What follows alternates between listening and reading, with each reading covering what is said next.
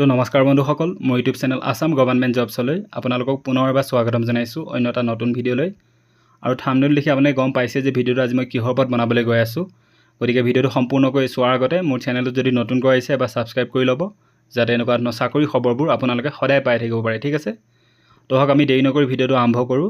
গতিকে ইণ্ডিয়ান অইলৰ ফালৰ পৰা প্ৰায় 1770টা পোষ্ট মুকলি কৰা হৈছে, আৰু যিটো আপোনালোকে লাষ্ট ডেট হৈছে 2 জুন 2025। মাজত মাত্ৰ 2 দিন আছে, গতিকে আপোনালোকে জলদি যিবিলাকে এপ্লাই কৰা নাই এতিয়াও তেওঁলোকে এপ্লাই কৰিব পাৰে। ঠিক আছে, গতিকে গোটেই আমি ভিডিঅ'টো আজি গোটেই ডিটেইলছবিলাক ডিছকাছ কৰিম। ঠিক আছে, তো আহক।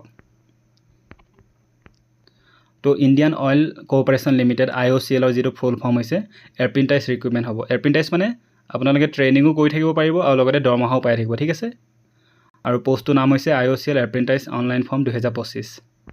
আৰু পোষ্ট ডেট কেতিয়া কৈছিল? 28 এপ্ৰিলতে পোষ্ট কৈছিল, আৰু লেটেষ্ট আপডেট 5 তাৰিখে কৰা হৈছিল।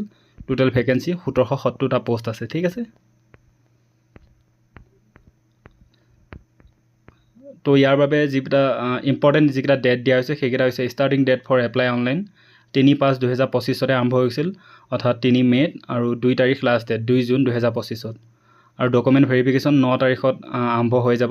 ডকুমেণ্ট ভেৰিফিকেশ্যনৰ কাৰণে মাতা হ'ব যিবিলাক চিলেক্টেড কেণ্ডিডেট হয়, আৰু 16 তাৰিখৰ পৰা জুনৰ 24 তাৰিখলৈ চলি থাকিব ডকুমেণ্ট ভেৰিফিকেশ্যন। ঠিক আছে, আৰু এজ লিমিট 31/5/2025 ভিতৰত আপোনাৰ এজ 18 বছৰতকৈ কম হ'ব লাগিব, আৰু 24 বছৰতকৈ বেছি হ'ব নালাগিব। ঠিক আছে, 18 পৰা 24 বছৰ আপোনাৰ মিনিমাম এজ বিচাৰিছে, আৰু 24 বছৰ আপোনাৰ মেক্সিমাম এজ বিচাৰিছে। ঠিক আছে, আৰু কোৱালিফিকেশ্যন বিভিন্ন পোষ্টৰ কাৰণে বেলেগ বেলেগ কোৱালিফিকেশ্যন। মেইনলি কি 3 years BSc বিচাৰিছে, মেথছ, ফিজিক্স, কেমেষ্ট্ৰি আৰু ইণ্ডাষ্ট্ৰিয়েল কেমেষ্ট্ৰিত আপোনালোকৰ BSc কৰা হ'ব লাগিব।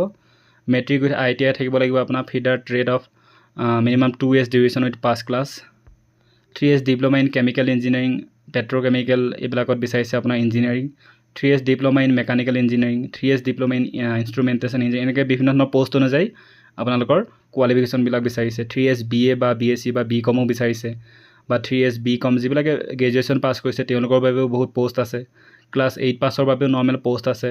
ক্লাছ 8 পাছ আৰু যিবিলাকৰ স্কিল চাৰ্টিফিকেট আছে ডমেষ্টিক ডাটা এণ্ট্ৰি অপাৰেটৰত, গতিকে তেওঁলোকৰ বাবেও পোষ্ট ওলাইছে। ঠিক আছে, আৰু চেলাৰী কিমান দিয়া হ'ব সেইটো আপডেট কৰা হোৱা নাই, সেইটো পোষ্ট অনুযায়ী দিয়া হ'ব, পিছত আপডেট কৰা হ'ব। ঠিক আছে, টোটেল পোষ্ট 1770টা পোষ্ট আছে। কোনটো পোষ্টৰ বাবে কিমান ভেকেঞ্চি আছে চাওক এবাৰ। প্ৰথম কৈছে ট্ৰেড এপ্ৰেণ্টাইজ এটেণ্ডেণ্ট অপাৰেটৰ, ইয়াৰ কাৰণে 421টা পোষ্ট আছে। তাৰপিছত ফিটাৰ্ছ ডিচিপ্লিন যিটো তাৰ কাৰণে আছে 208টা পোষ্ট। ট্ৰেড এপ্ৰেণ্টাইজ বইলাৰৰ বাবে যিটো ডিচিপ্লিন মেকানিকেল হয় তাৰ বাবে 76। ট্ৰেড এপ্ৰেণ্টাইজ ডিচিপ্লিন কেমিকেলৰ বাবে 356টা পোষ্ট আছে। টেকনিচিয়ান এপ্ৰেণ্টাইজ ডিচিপ্লিন মেকানিকেল তাৰ বাবে 169টা পোষ্ট আছে। এনেকৈ বিভিন্ন ধৰণৰ পোষ্টবিলাক আছে। তাৰপিছত ট্ৰেড এপ্ৰেণ্টাইজ একাউণ্টেণ্টৰ কাৰণে 38টা পোষ্ট আছে।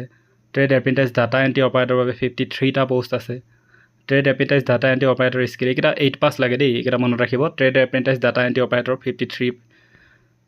তাৰপিছত ইয়াত অফিচিয়েল যিবিলাক লিংক সেইবিলাক দিয়া হৈছে কেনেকৈ আপোনালোকে এপ্লাই কৰিব পাৰিব। ঠিক আছে, তো আহক এপ্লাই লিংকত এবাৰ ক্লিক কৰি চাওঁ আমি কি আহে। তো যিটো IOCL যিটো অফিচিয়েল ৱেবছাইট সেইটো খোলা যাব ইয়াত, ইণ্ডিয়ান অইল ৰিক্ৰুটমেণ্ট পৰ্টেল। সেইটো খোলা যোৱাৰ পিছত অলপ তললৈ আহিব, তাতে আপোনালোকৰ নিজৰ এপ্লিকেশ্যন নম্বৰ তাৰপিছত ডেট অফ বাৰ্থ এইবিলাক আপুনি এপ্লিকেশ্যনখন ফিল আপ কৰিব পাৰিব। ঠিক আছে, তো গোটেই ন'টিছখন মই ডেছক্ৰিপশ্যনত ভালদৰে দি দিম, আপোনালোকে ভালদৰে চাই ল'ব। আৰু কিবা অসুবিধা পালে আপোনালোকে মোক কমেণ্টত কমেণ্ট কৰিব পাৰে। ঠিক আছে, বা মোৰ পাৰ্চনেল নম্বৰত আপোনালোকে মেছেজ কৰিব পাৰে। গতিকে মাথোন 2 দিন সময় আছে, গতিকে তাৰ আগতে আপোনালোকে জলদি এপ্লাই কৰিব লাগে। আৰু মোৰ চেনেলটো যদি ভাল লাগিল লাইক আৰু শ্বেয়াৰ কৰিব, আৰু মোৰ চেনেলত যদি নতুনকৈ আহিছে তেন্তে এবাৰ ছাবস্ক্ৰাইব কৰি ল'ব। ধন্যবাদ। জয় হিন্দ, জয় আই অসম।